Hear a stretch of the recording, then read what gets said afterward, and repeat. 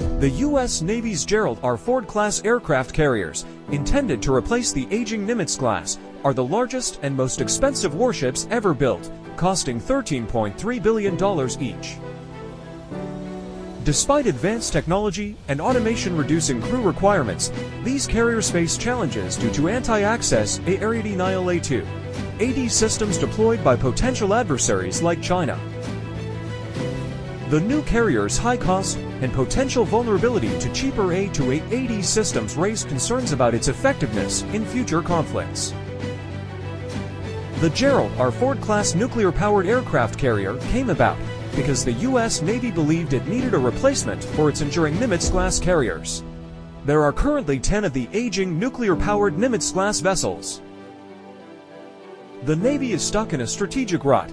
The maritime branch seems to think it is still 1996 and that U.S. carriers can travel unmolested and dominate any distant target the Navy desires. That is not the case. The advent of anti-access A-Ariete-Nihil-A2 AD systems complicates the old American view of carriers as the ultimate and easiest form of power projection. When the Navy was seeking to build a new carrier class, they wanted to catapult carrier designs and capabilities into the next half-century. American planners envisioned a carrier so advanced no other power, notably a rising near-peer power, such as China, would ever challenge the might of the U.S. Navy at sea. Every advanced system imaginable was thrown into the construction of this boat. Thus, the Gerald R. Ford class costs the taxpayer an astonishing $13.3 billion per ship. That number is supposed to decrease over time. It is the most expensive warship ever made. The Gerald R. Ford class is the largest warship ever built, too. Built by Huntington Ingalls Industries Newport News Shipbuilding, the USS Gerald R. Ford has 2A-1B nuclear reactors and is armed with Evolved Sea Sparrow missiles, rolling airframe missiles, and the close-in weapons system. Its air wing comprises 75 aircraft, and the warship itself carries a combined crew of 4,539 souls: the ship crew, air wing, and staff. Interestingly, the new boats are designed to be operated by 700 fewer crew than the Nimitz-class aircraft carriers. Automation is a big deal, and the air wing on this boat is also designed to operate with 400 fewer personnel. The first vessel was ordered by the government on September 10, 2008. It was scheduled for delivery 8 years later, but because of all the new technologies involved, it could not be deployed on time. The Navy claims that the new carrier delivers 20% more lethality than existing platforms.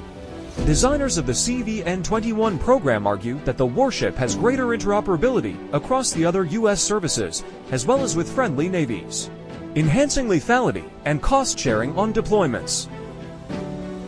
The advanced technologies skyrocketed the cost, and these systems also complicated the development and deployment of the boats.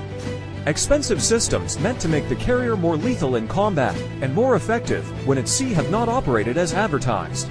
This is one reason why the USS Gerald R. Ford, the first warship of the class, was significantly delayed in its planned deployment. Even if the technology on board the great warship worked exactly as it was supposed to on day one, the cost of the warship itself is a liability. That's because the A-to-A AD systems that China has deployed throughout the South China Sea and along its coastline are infinitely cheaper than what the carriers cost. What's more, as a sailor who has spent his career on aircraft carriers remarked to me, no matter how awesome the new carrier class may be, no ship can repel every attack. In other words, no matter its own lethality, if this $13.3 billion monstrosity gets too close to those A-2 AD systems, it will be destroyed or severely damaged. The Navy knew this going into the design and production of the Gerald R. Ford.